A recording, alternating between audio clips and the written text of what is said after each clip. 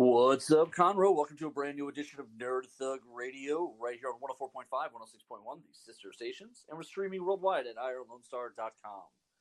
As always, you can check out the facebook.com/Nerd Thug Radio. And feel free to interact with us on the page. Leave us a message, say hi, tell us about your day. Nico wants to hear that stuff. He cares. He cares about you. Yeah. You're special. We're still doing the coronavirus quarantine editions of the show here, so Nico and I are recording via Anchor from different locations. How we doing, little brother?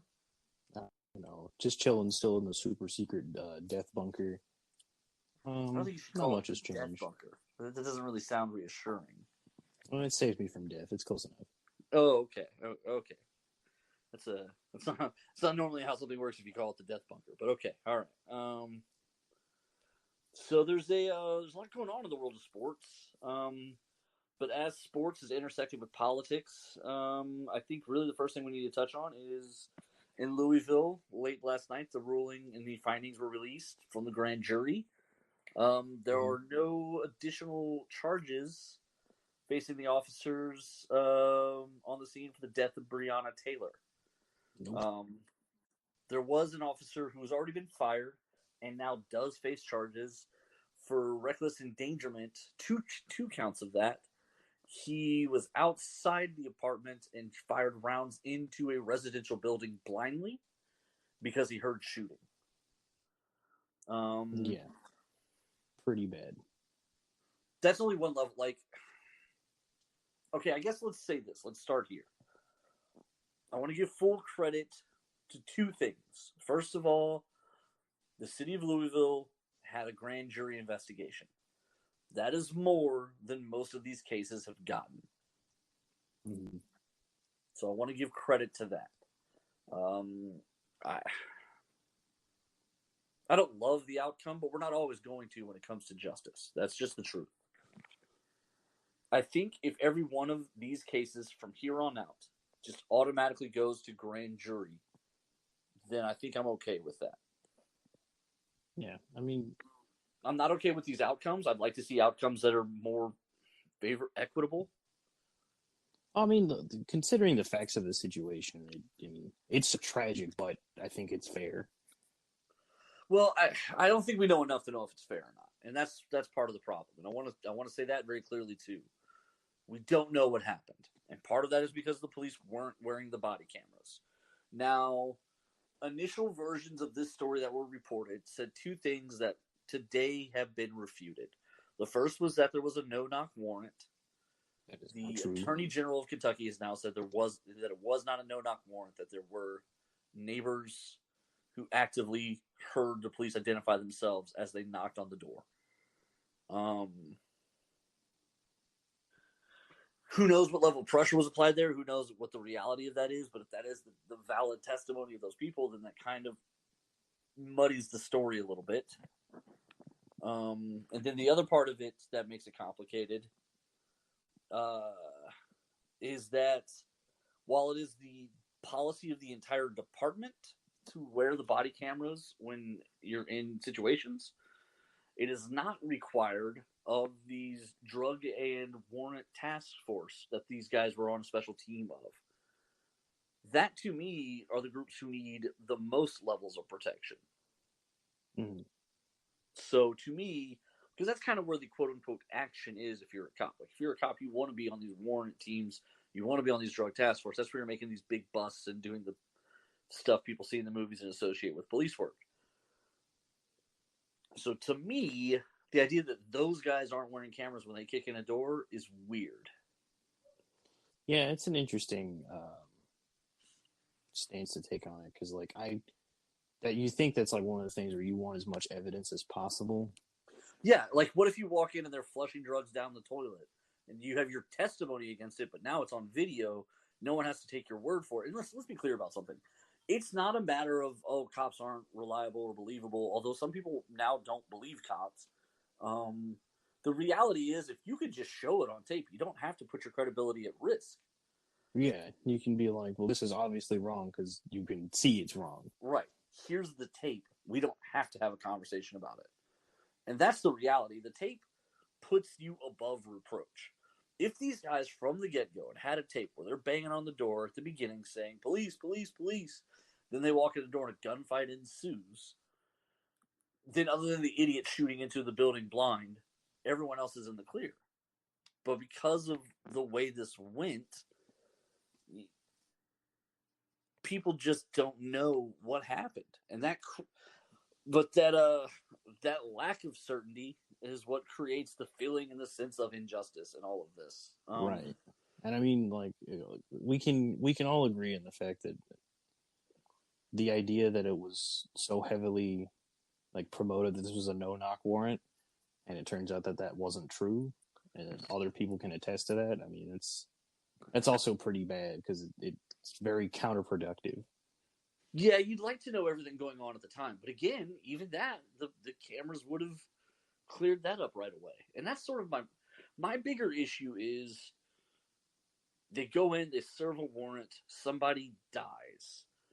The rule should be when police are doing their job, anytime somebody dies, everybody immediately stop. You do a grand jury investigation right there from the top, and everyone turns in body cam footage. And then all of a sudden, you don't have these sort of issues. Mm-hmm. But if you're not going to wear the cams, if you're not going to, like, you're not helping yourself any. You know what I mean? Right. And it's not like camera technology is so difficult or so bulky that, like, oh, it makes everything so much harder. Like, it's not. A GoPro is literally a square you can wear on your shoulder or on your chest, and no one would know.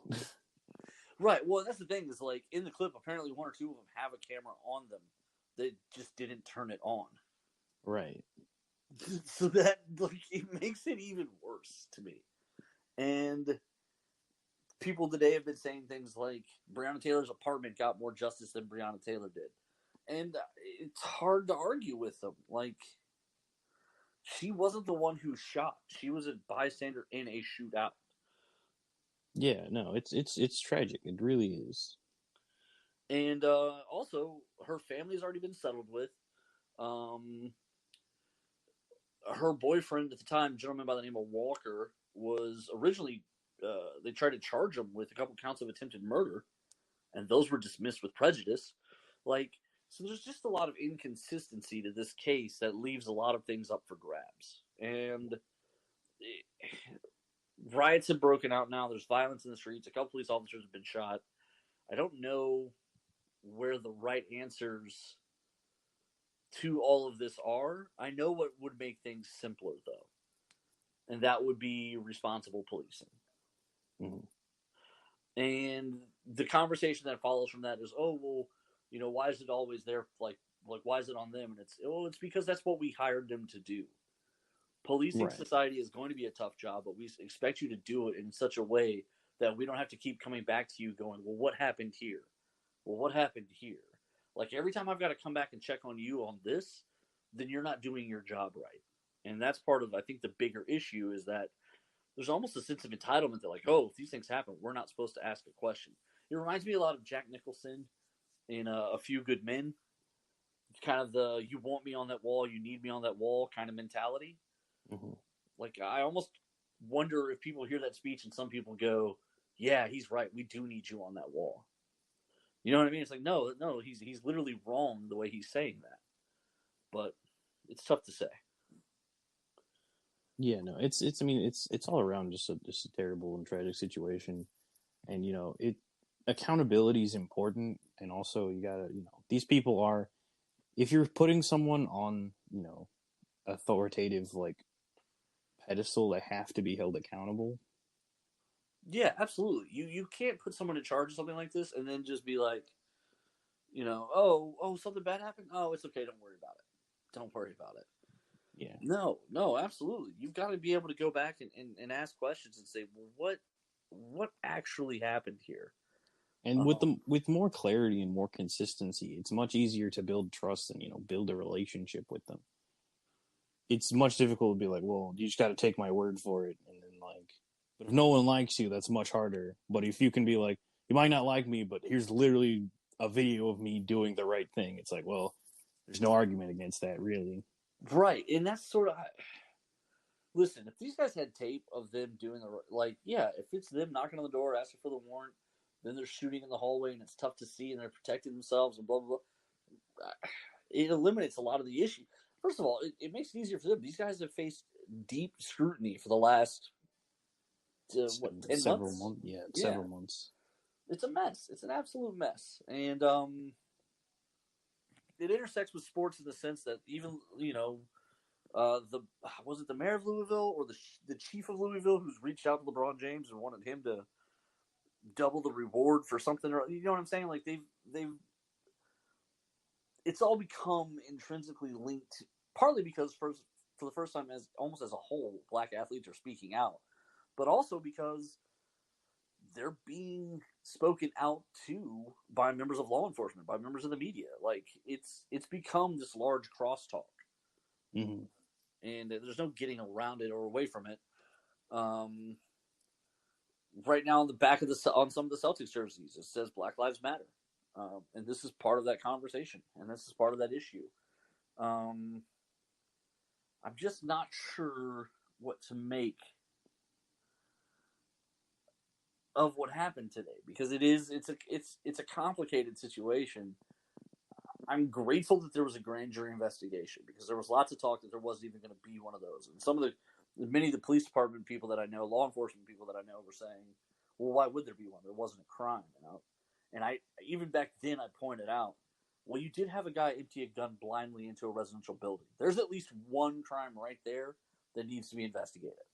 Right. And he's being, he was indicted and he's being charged. And he was indicted. He is being charged. He has already been fired from the police. Hopefully, he doesn't get a job in another department. That's another thing that happens a lot with some of these officers, is they wind up just changing departments. I think there was a writer who was tracking specifically like a certain group of cops from a particularly rough crime, and then like they all got jobs at other departments within like a year or two or something like that. And it was kind of a weird thing that it doesn't, just getting fired isn't good enough if they're going to be able to show up and be cops somewhere else. Like the reason they're not a cop where they were is because something bad happened while they were there. Right. It's a complicated thing though, and it's a messy situation, but you would just like to think that now that we have these tools at our disposal that help add clarity to complicated matters, we have to use them. And if we're not going to use them, then it doesn't do any good. Right. And that's part of the bigger problem with some of these cases is now, even that we have the cameras, there are a lot of times they're finding where the camera doesn't actually match the police report, but the camera doesn't get released, the footage doesn't get released to the defendants in time for the trials, things of that nature, where it would clear up a lot of these issues. Mm-hmm. So these cameras, I think, ultimately are going to be... We've had them now for a few years. Now it's a matter of getting cops to use them every time. Right. And now, to me, the instant a cop doesn't have their camera on in these situations, they don't get the benefit of the doubt of any of the story. Like, if I'm investigating the story and I'm like, okay, well, where's your camera? What's the footage say? And they're like, oh, I forgot to turn it on, but here's what happened. Negative. No. Tell you what, go write your statement down somewhere over there. You're going to turn it into the prosecutors and investigators when they come. We're going to investigate this crime scene as though a major crime happened because you don't have anything to back your statement. Mm-hmm. And that should be the way it goes. That should just be the end of that. If they're not going to do the things they need to do to protect themselves, then we as a society can't be going out on a limb and saying, oh, well, they're making these big sacrifices for us, so we owe it to them. Because what we owe them is what we give them, which is the same thing we owe every employee at every company, which is a salary for their time. Everything else is earned. I mean, that's what capitalism says, right? Am I crazy? No. So overall, I mean, it's a messy situation. I hope the takeaway from this is using the cameras more. I don't know that it will, but that would have solved so much of this. Right, because if it went exactly as they described, where they knock on the door, they don't get an answer, they get an order to go ahead and just break open the door, they break open the door, they get shot at, they shoot back, they hit someone that they couldn't see, like, it's tragic, but I mean, like, no one would have faulted them for that. Yeah, it wouldn't have been the incident that it became here. Instead, there's nothing to back up anyone's claims, and the whole thing starts to become more and more suspicious the more there's conversation about it, because nothing the police are saying is, when they start saying, well, like, oh, well, she was helping somebody who was already in jail run their finances, blah, blah, blah, blah, blah. Like, well, now they're just trying to mischaracterize her. Now they're just trying to add more negative publicity to her story in an effort to demonize her a little bit so that it's okay. The point of the matter, it's never okay that she was killed by the police. You know what I mean? Like, yeah, she didn't do anything that would warrant her death there. Right. She So didn't shoot the gun. matter. It's like saying, well, he was going back to the truck to get a weapon. Well, since they don't get to see 5 seconds into the future, they don't know what he's going back to the truck for. They need to control the situation better. You know, I mean, don't let him go back to the truck, but you don't shoot him 7 times on the back. Like, and that's, I know it's a different case, but it's the same concept. You can't claim you knew what was going to happen after the fact. And it's just an ugly, complicated mess. When we come back, though, we got sports to actually talk about. The squeaker of a Miami Heat game. Miami is 1 win away from the finals. We got more coming. Nerd Thug Sports. The Adventure Begins Comics, Games, and More is open on 1488 at 525 Woodland Square Boulevard. With comics, games, and everything nerd-related, The Adventure Begins is the one-stop nerd shop. On Saturdays, they alternate between having Yu-Gi-Oh! And Pokemon, and coming up, they also have cosplay crafting and trivia nights and BYOB nights. They're currently offering a 10% discount for limited time, which will be valid for as long as you grab your books every month.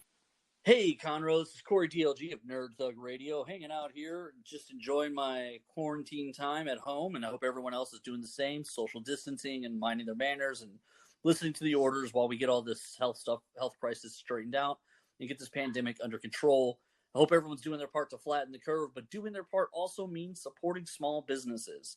Local businesses here in Conroe, restaurants, things of that nature that have been able to stay open, they require the support of their community. So takeouts is a good option to do. So reach out to those places, order some takeout food if you can afford it and if it's reasonable.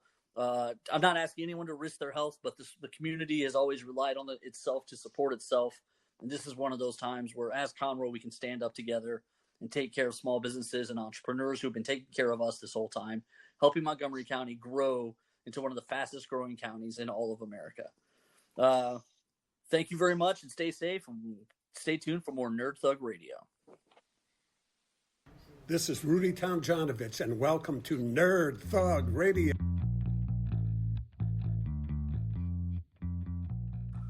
Welcome back to Nerd Thug Radio right here on 104.5, 106.1, the sister stations, and worldwide at IrelandStar.com. As always, make sure you are checking out the Facebook page, facebook.com/Nerd Thug Radio. And as always, come hang out with us on these wonderful Sports Thursdays. How you doing, Nico? Doing all right. Doing pretty good. Can I tell you who you're doing better than, just as a guess? I don't know. Okay. So, something that happens in sports a lot, and it's incredibly frustrating to fantasy football players, is a lot of times there are surprise scratches from games. Okay? Okay. So teams go out, they do their warm-ups, they do their stretches, they announce their final injury report, and usually that's the end of the story. Okay? Yep. But occasionally, somebody who went and stretched and did everything else pregame, for whatever reason, maybe they tweaked the back, maybe an old injury, maybe a water cooler fell on them and they died. For whatever reason, they don't dress for a game. Famously, oh no, I'm blanking on who it was. There was a guy who basically had his career ended by a mascot in a golf cart. It ran over the back of his leg on the sidelines. Oh, God. And it basically ruptured his Achilles, and he was already like the 4th quarterback on the roster, and it was like his 3rd team. So basically, it's the end of his career. So his agent and him held up for like a hard cash payment from the NFL, like I think like $3.5 million, you know, like kind of a thing. Mm-hmm. But so these late scratches, they happen every once in a while. Before we go any further, I just immediately think, Water cooler fell on Jim. Thoughts and prayers. Let's get this game though. So the San Diego Chargers, their starting quarterback Tyrod Taylor was a surprise scratch over the weekend. Oh, cool. Went out, warmed up, threw some balls around, ran some plays, did the scrimmages, did the stretching, talked to the people, did the media. He's been playing with some cracked ribs, so he was on the injury report already, but he was listed as a go. He was warmed up, he was loose, ready to rock and roll. Didn't play, okay? First of all, cracked ribs is never the one you want to walk out there with. Because he's a gamer, okay? Tyrod Taylor is tough. He don't want anyone to think he's a wimp. Tyrod Taylor's a gamer. He's a baller. The man plays football, okay? He just wants you to know that. So anyway, his backup, Justin Herbert, right, had to go out and play the Kansas City Chiefs. Oh, that's going to be fun. Unexpectedly, in the locker room after the warm-ups, is given the nod. Oh, God, that's awful. All the information came in, and it's been revealed, and I'm pretty sure they lost the game. The Chiefs are 2-0, so...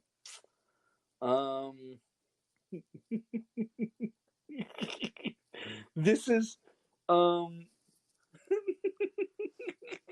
The fact that you can't even get through this with a straight face. This is literally like malpractice 101. Like, if someone did this to you, you would immediately punch them if you could find the ability to, and then you would want to know why they thought it was okay. So he was getting shots to numb up his cracked ribs.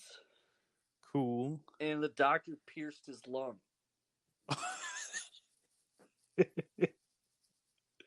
So Tyrod Taylor had to miss the game with a pierced lung because of the doctor who was trying to numb his cracked ribs. And then people wonder why he's like, I don't get it. Why do these people complain? They get to play sports. Yeah. That's why. That's why they complain. Because a guy who is willing to go and get numbed up for his broken ribs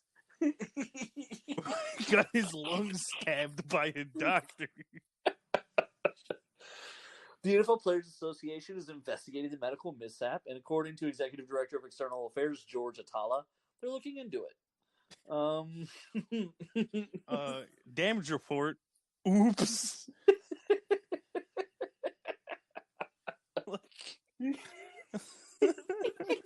Tyrod Taylor take no jack from nobody. You stabbed me in the lung. That's pretty good. I think I'm gonna have to sit this one out. Okay. So here's the deal. Tyrod suffered 2 cracked ribs during the first drive of the Chargers' Week 1 win over the Bengals, but played through it and didn't even get an MRI until later in the week. That means he came out of the game at the end of the game. At the end of the game, they'll do a medical walkthrough of guys who look like they were hurt. Mm-hmm. That means at the end of the game, he sat down with the trainer and they went over everything, and he was like, "It feels like a bruise." It was only probably after the first day of walkthroughs and practices and actually throwing and moving his core around that he was like, "Nah, something's wrong."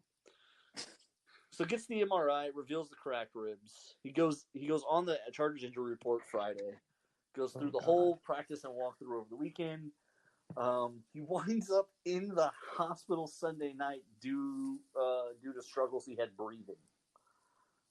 Because, he got stabbed in the lungs. Yeah, punctured lung and cracked ribs. Not really a good combination for the breathing apparatus. I'm just trying to picture being poor Justin Herbert, who, at the warm-ups isn't even doing play run-throughs because Tyrod's gonna play. Right. Well, he's like, he's a trooper. He has broken ribs, and he still wants to play. Tyrod's sitting down with the coaches looking over the play calls because he's not getting out there. I mean, right. Justin. And then they're like, game starts. You're in, Herbert. He's like, what? Yeah. Then all of a sudden, literally, they go back in. They're about to go back out to hear the anthem, and someone goes, "Herbert, you're up. Get the green dot. You're going to be getting plays in your ear." And then he's like, No. Tyrod's playing. And they're like, "Nah, Tyrod's out." He's like, "What happened to Tyrod?" Like, they stabbed him in the lung. Oh, The 7-Eleven. By the way, do you need to get numbed up before the game? You ready to go? What do you want to do? I'm okay. I think I'll figure this out. And it's like, I don't know, one of the single most complicated positions in the entire NFL. Also, it's a lose-lose situation for him, just off the get, right? Like, playing in your and your first game is against the Kansas City Chiefs. Hey, back up. You're in. Tyrod can't breathe. We almost killed him. This poor guy. This is the saddest story ever. Let's check the scores from that game. I don't know what the scores were. I didn't. I hope they lost like 900-4. 900-4. Is that what you're thinking? Yeah. Let's see. Week 2.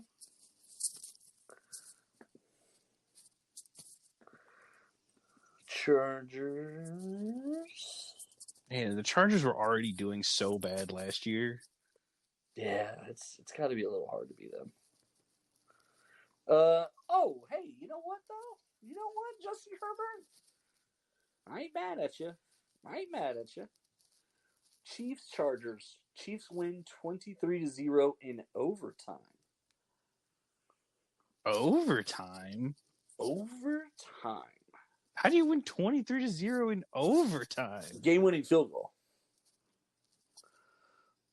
So, like the walk-off. Oh. But yeah. Justin Herbert was 22 of 33 for 311 yards and a touchdown. Hey, look at that. Look at that. Good for him. I mean, he did something. That's cool. He didn't look terrible. So let's talk terrible takes. You ready for a terrible sports take? Oh, I'm the king of terrible sports takes. Okay, so there's a couple. Do you remember when we went to the Gal Media Christmas party last year? Yeah. And there were all those marketing girls walking around. Mm-hmm. Most of them now are on shows, Cool. and I follow most of them on Twitter. Cool. And one of them today posted how from the Arizona Cardinals, DeAndre Hopkins, former Texan, has 1 touchdown, which is more than all of the Texans receivers combined after 2. What? So he has scored 1 touchdown in Arizona. Okay. The Texans wide receivers after 2 weeks have 0 touchdowns. All right. So all of our touchdowns have either come off of passes to running backs, tight ends, or Deshaun Watson has carried them in, or running backs have run them in, et cetera, et cetera. Our receivers have 0 receiving touchdowns. Okay. So her take was DeAndre Hopkins has more touchdowns than the Texans receiving the entire Texans receiving core combined. I mean, yeah, but that's like it's 1-0. Like it's not some sort of weird impressive margin. Yeah, it's not like it's like 12-6. Right. Also, it's super unfair because the metrics are off. I also pointed out that the guy we traded for him, because we got a player back in the DeAndre Hopkins trade to Arizona, was running back David Johnson, who also does have a touchdown. Matter of fact, he scored the first touchdown of the Texans season. I think the first touchdown of the NFL season. Wow, look at that. Because we were the kickoff game, and he was the first touchdown. Wow, would you look at that? So, right now, David Johnson and DeAndre Hopkins have the same amount of touchdowns. Yeah. And they were traded for each other. So, perfectly even trade. So I was like, yeah, so obviously it's totally symmetrical. I was like, that's as terrible a take as pointing out that David Johnson has the same amount of touchdowns as DeAndre Hopkins. Yeah, it's just about as obvious as saying that old boy got poked in the lung. Right. It's like, oh wow, it happened. What a surprise. What is he gonna like? Is he ever gonna let this guy do another shot on him again? Like he just wants different doctors. He's like, no, this guy's garbage. Yeah, you get another needle guy after this, right? No, you definitely get another needle guy. You don't trust this guy anymore. When I was a kid, stabbed your starter in the blood lung. drawn all the time because I was sick all the time. Sick boy. I was not a healthy kid. I was sick No, I think like the first 10 years of my life, I was in the hospital like 4 times, just like asthma and allergies and weird, terrible stuff. Like I was gross sick when I was a kid. But they would take blood all the time. But I have our dad's veins, so they are evasive and they are hard to find and oddly colored and tiny. So like you can't take blood from me. But every time I was sick, they wanted blood from me. And I remember one time, this nurse stabbed me like 7 times to get blood and like could find nothing. And finally, I just was like, "Do you think that there's somebody who might have better luck?" Like, I'm not trying to be rude, but can you stop stabbing me? That's kind of how I feel. Like, I think Tyrod's going to be in that same boat now. Yeah. I don't want to tell him how to live his life, but I bet he's not happy. God, can you imagine collapsed lung? Pierced lung. Pierced lung, yeah. That's not, a needle went into your lung. And then the worst part is, like, if it went in there, did he then put the painkiller in your lung? Yeah. So now you're just numb inside where you're trying to breathe? I don't know how that even functions. It's not like you can kind of feel. It's got to be uncomfortable. Like, I can't think of it. Like, I don't know. I don't know. I've never collapsed and or pierced my lungs, and I don't intend to. Hey, you ready for the dumb stat of the day? Sure. Okay, this is dumb. This is really, really dumb. In opening seasons between hockey and football so far, the city of Las Vegas is undefeated at home. That's so dumb. The Las Vegas Golden Knights, I believe they went undefeated at home their rookie season. Yep. And now the Oakland Raiders, the Las Vegas Raiders, are now 2-0 at home. That's impressive. The Saints, after losing, they do some weird stuff over there. They went ahead and decided to just hang out for an extra night in Vegas. They're like, you know what? We need some moral recovery. Everybody, just go relax. We'll catch the plane tomorrow, guys. See you at noon. What? Isn't it like that's what happened to every Las Vegas team? Is because they get there the night and they're like Vegas, and then they play like garbage the next day. So what used to happen in the NBA? There used to be basically like a bettor's rule that no matter who it was, if teams were playing New Orleans in a back-to-back in New Orleans, always take the under on the second game because the team would stay the night in New Orleans and now they would go out and party. They'd be hungover and tired. Plus, they played a basketball game the day before, so there was no way they were going to cover the points. Right. So that used to happen all the time. They used to call it like the New Orleans rule. And sports betting is crazy to me. They find stuff like that all the time. We're going to jump out to break. When we come back, I'll actually tell a little anecdote about sports betting. Boston Red Sox used to have a guy who would examine analytics. And he would send in random emails about stuff, and we'll talk about that. And then we'll also talk about the Miami Heat and some NBA playoffs. We'll be right back to Nerd Thug Sports. The Adventure Begins Comics, Games, and More is open on 1488 at 525 Woodland Square Boulevard. With comics, games, and everything nerd-related, The Adventure Begins is the one-stop nerd shop. On Saturdays, they alternate between having Yu-Gi-Oh! And Pokemon, and coming up, they also have cosplay crafting and trivia nights and BYOB nights. They're currently offering a 10% discount for limited time, which will be valid for as long as you grab your books every month. Hey, Conroe, this is Corey DLG of Nerd Thug Radio, hanging out here, just enjoying my quarantine time at home, and I hope everyone else is doing the same, social distancing and minding their manners and listening to the orders while we get all this health crisis straightened out and get this pandemic under control. I hope everyone's doing their part to flatten the curve, but doing their part also means supporting small businesses. Local businesses here in Conroe, restaurants, things of that nature that have been able to stay open, they require the support of their community. So take out is a good option to do. So reach out to those places, order some takeout food if you can afford it and if it's reasonable. I'm not asking anyone to risk their health, but the community has always relied on itself to support itself. And this is one of those times where, as Conroe, we can stand up together and take care of small businesses and entrepreneurs who've been taking care of us this whole time, helping Montgomery County grow into one of the fastest growing counties in all of America.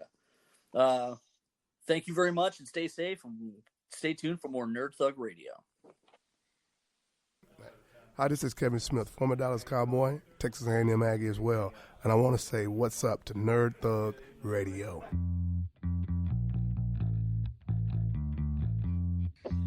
Welcome back to Nerd Thug Sports right here on 104.5, 106.1, the sister stations. And we're streaming worldwide at IRLoneStar.com. As always, you can check the Facebook page, facebook.com/Nerd Thug Radio, or you can always just leave comments and stuff and talk to us about sports or comic books or card games or how ugly Nico is. Whatever it is you want to talk about, we'll talk about it. Hey, man, I'm beautiful. You are beautiful. Every single way. Can't bring me. I just want to watch her sing that and cry one time. One time. Just one time. I just want her to cry one time while she sings it. I don't know why. It's kind of dark. It really kind of is, if you say it out loud. I just want to point this out. There are people who are talking about the Colts and the Titans and the Jaguars having really better rosters than us. Mm-hmm. I don't think that our rosters are any better than ours. And also right now the whole thing, everyone's a mess. I think everybody's the Titans are 2-0. Everybody else 1-1. I think we're 0-2. We just played the Chiefs and the Ravens, so yeah, everyone's gonna lose 7 games in this division anyway, so I'm not worried about it. Yeah, when 500 teams are like, I think we're making the playoffs this time, it's like, wow, we're really garbage, aren't we? Yeah, so I'm not. Listen, Jacksonville isn't better than us. They don't know who they have at quarterback. Gardner Minshew is not great. They let go probably one of the top 5 running backs in the NFL right before the season started because nobody would trade for him. And they cut people all the time. I'm not going to sit around and sugarcoat it and say Jacksonville even knows what they're doing. They're a joke. Jacksonville joke. Wires more like what? The Colts. They started last year really good. They started last year I think 4-0, 5-0, and then they finished 8-8. So let's. I mean, they are what they are. That's you mean telling me they did exactly what the Dallas Cowboys do every single time? They did, and they went out and got Phillip Rivers, who has never been a threat to anyone to win a Super Bowl. No one's ever said this is Phillip Rivers' year. No one's ever said that. So I don't know why all of a sudden people are going, "Oh, this is the time. This is their year." No one's even saying that. So it's stupid. It is. I'm so tired of trying to even pretend like we're not the best team in the division. Okay, yes, we're 0-2, but we actually played good teams. The Colts played Jacksonville week 1. They barely won. And then the Titans played Jacksonville this week and barely won. So, you guys can middle it up all you want. We're better than them. That's fair. It's the same. It's the same logic as saying he's got more receives. It's like, yeah, because the season just started and he's in the Arizona Cardinals. Right. Let's see where we're at in the middle of the year. God forbid, probably one of the best players on that roster scores a touchdown. A singular touchdown. Yeah. The best player of the Cardinals has 1 touchdown, and everyone's like, that's more than all the Texans combined. And it's like, he's the best guy on both teams. Let's calm down. But Deshaun Watson is going to average 5 touchdowns a game, just like he does every year. He puts up numbers. So I'm not going to sit here and act like, oh, we just lost to the 2 better teams. We're probably not better than the Ravens or the Chiefs. That's 100% fair. But I'm not going to sit around and say, oh, the Colts and the Titans really got a shot at it this year. No, they don't. I'm not. No. I might be biased towards Houston sports, but I'm not diluted. I'm not. Well, I don't care. I don't have a problem. If I thought the Texans weren't good, I would say it, and I've said it many times. But I'm sorry. I think Deshaun Watson is head and shoulders better than anybody touching the football in any of those 3 teams. I'm not going to sit here and pretend like our team is worse because we have more weapons. No, I'm not going to do it. I don't believe it for a second. Also, they showed a clip for Jadeveon Clowney. He signed with Tennessee. Mm-hmm. And at the last play of the game this week against Jacksonville, he was lined up completely offsides.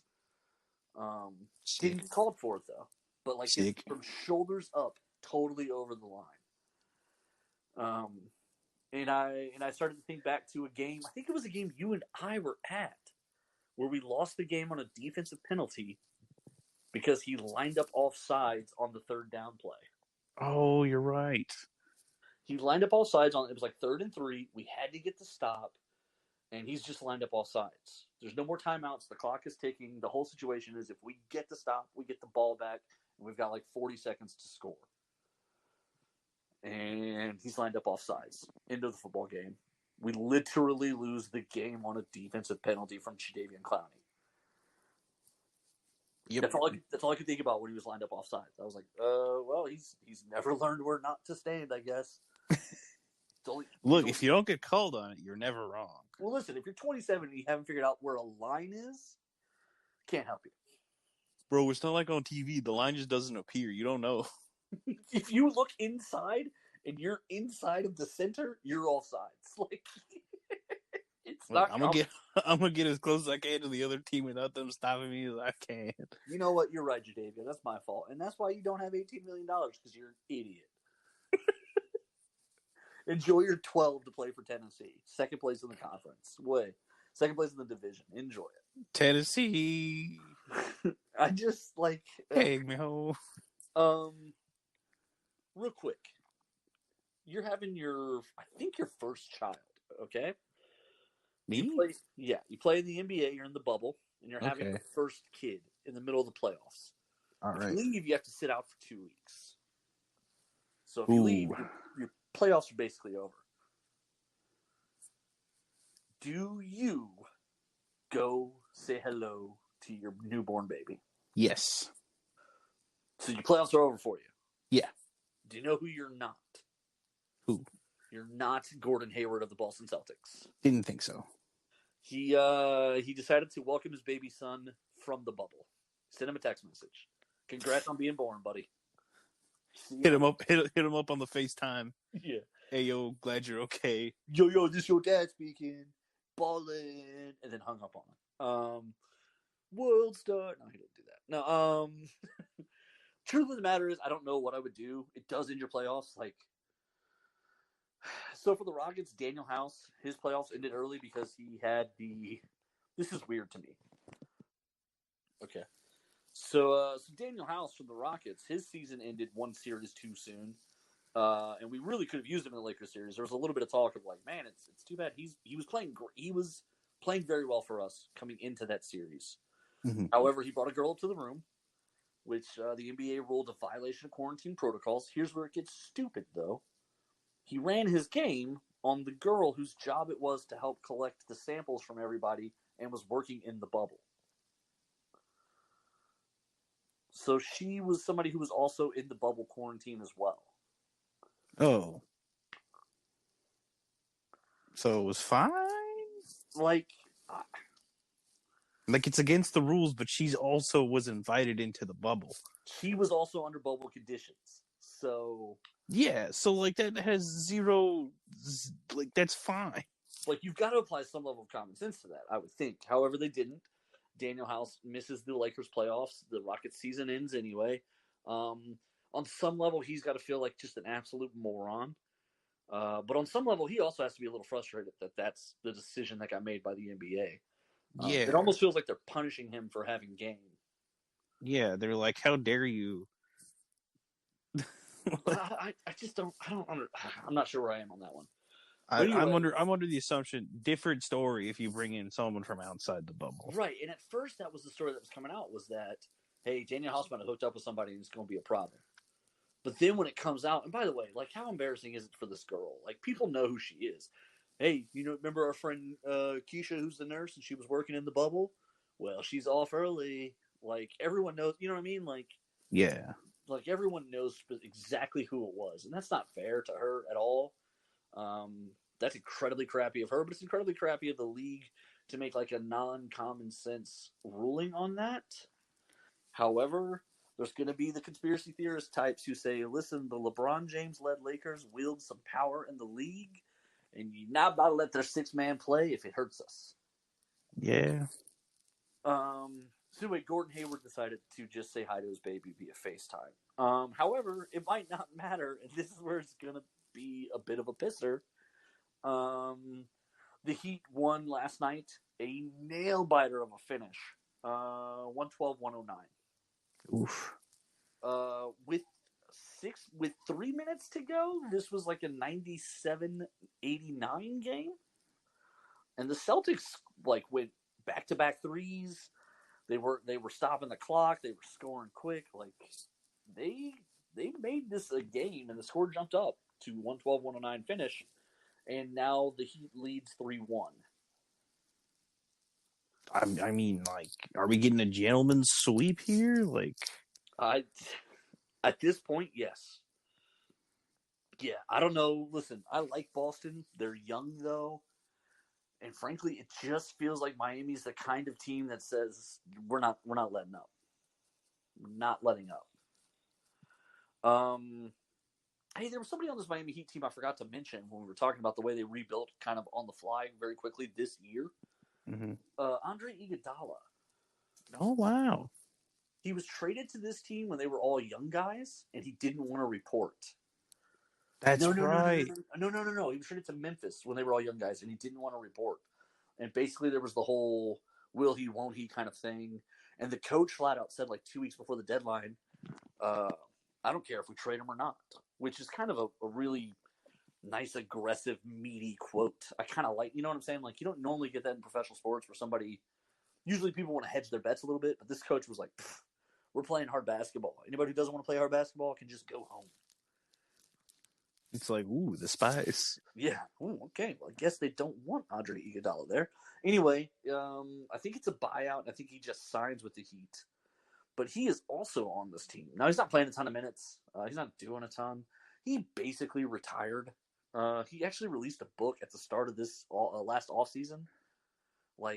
He did a book tour before. He got traded to Memphis, and he did a book tour. And if that tells you anything about what his plans were for the season. So, yeah, I don't know. But I forgot to mention that the other day when we were talking about this team. It is exciting. Imagine you're pretty much done with basketball. You release a book, and then you get traded to a team that goes on to win. How wild! Yeah, your first day at work in Miami, you're like, I guess I'll go by and I'll see what I feel, and if I don't like it, I'll just stay home. That's probably what he said to himself. And he walked in, and Jimmy Butler's like, hey, we're winning championships. You gonna hoop? Or you gonna go home? What are you gonna do? And you're like, well, I guess I'll play, Jimmy. I guess. I do know this. If there's one thing Andre Iguodala wants, it's one more shot to go one-on-one with LeBron James. LeBron James. There was a time early in the Golden State era where Andre Iguodala was credited as this anti-LeBron piece that you could use for 12 to 15 minutes a game to really slow down LeBron's offense.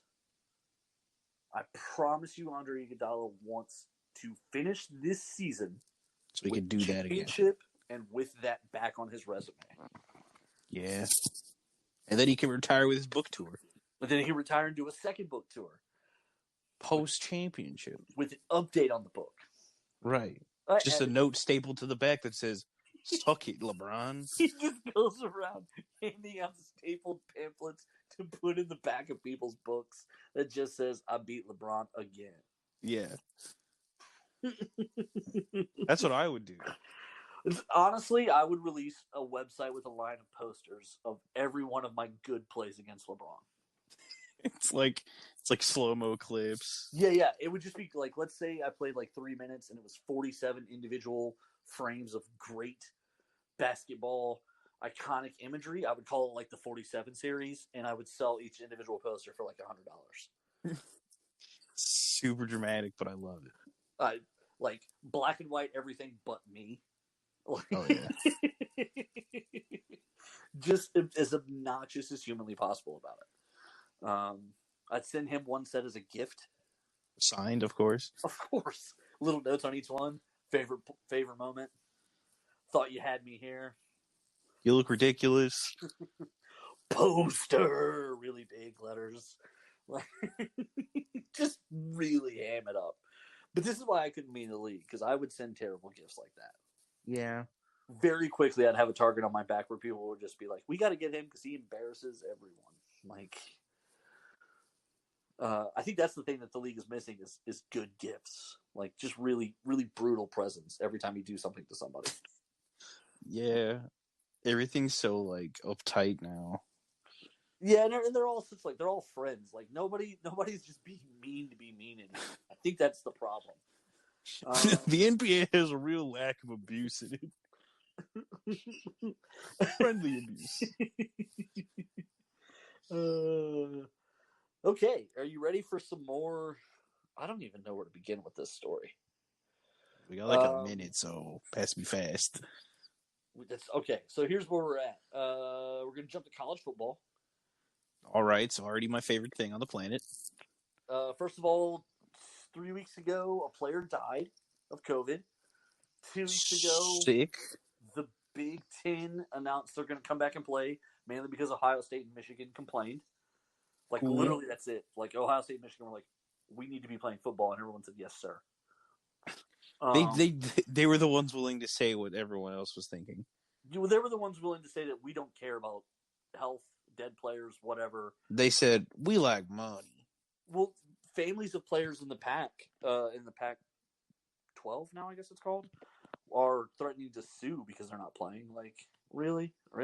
Yeah, we want money. Sue away. Anyway, here locally, this story is a local story. The North Texas-Houston football game scheduled for Saturday has been postponed. The fourth season opener, the Cougars have been unable to play due to the coronavirus pandemic. North Texas said in a statement Wednesday that 4 positive COVID-19 tests this week and subsequent contact tracing left the Mean Green unable to field a team for the game. Awesome. Houston has already missed games against Rice, Memphis, and Baylor, all postponed or canceled. All due to coronavirus. But yeah, let's try football. Let's try also, they lost a game against Washington State because they're part of the Pac-12.